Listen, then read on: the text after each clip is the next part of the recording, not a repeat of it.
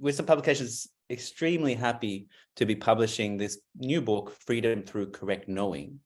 It's Khedrup J's interpretation of Dharmakirti's 7 treatises on valid cognition. That's quite a mouthful, actually. I'm wondering how this book came about. If you could tell us the background, how did you turn your attention to this translation and why?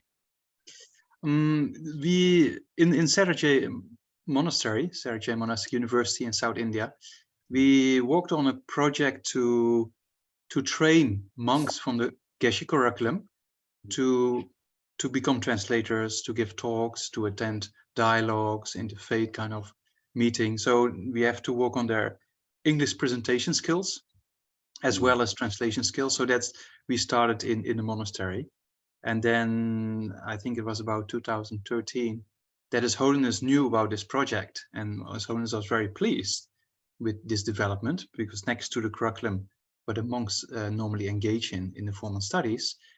And then His Holiness said, why don't you take this as a project and translate parts of sections out of the book of Clearing Mental Darkness of Khedrup J. And that's basically how the project started.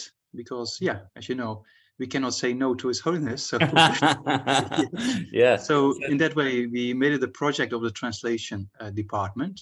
And then with a few Western monks engaging in the Geshe program studies, then also we did a lot of editing and sometimes, yeah, retranslation parts of the material. Yeah, so that's actually how it came about.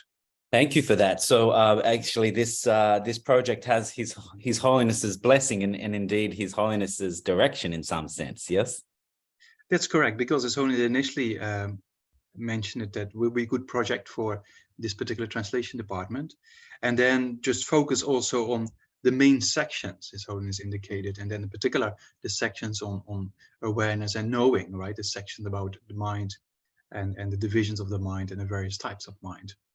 Oh, so the actual sections that you focused on, that came from His Holiness as well. Yeah, because the text itself, Khedrup J's commentary, also contains a lot of aspects on epistemology, right? So the mere aspects of science and reasoning, so to say. So we haven't translated that section. So Tariq section is not translated in this book, is it? Correct. Yeah, okay. Okay. And then why do you think His Holiness, like there's so many texts that could have been, translated by the translation committee. Why this particular text? Why this subject area? I mean, the text itself is quite an important text within the Geshe curriculum, first of all. And another aspect of the text, why it's so, in one way, so supreme or superior than other texts, is because it's not a mere dry presentation of the mind or a dry presentation of awareness and knowers or lorik. It's a very structured way that Khedrup J builds it up from misunderstandings of reality. How do we shape our understanding? And then all the way up to understanding reality and to inference of realizing selflessness. And that moves then into a kind of direct perception, in the yogic direct perception. And through that to go into the Four Noble Truths, because the yogic direct perception, as we know, the direct perception of emptiness, is an aspect of the Four Noble Truths and, well, the true paths, right? So then Khedrup J builds it all the way up to the Four Noble Truths and then goes into the paths. So it's a very structured way of actually the paths from the beginning, from distorted perceptions all the way up to this direct realization of ultimate reality. So that's by itself is a very interesting structure.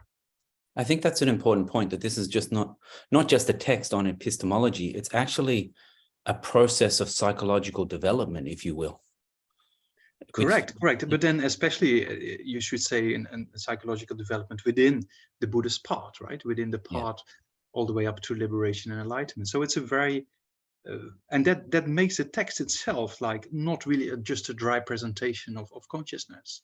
It gives a kind of the background, why we have to understand these types of consciousness and how to develop it all the way up to what we need to develop in the spiritual path to liberation and enlightenment.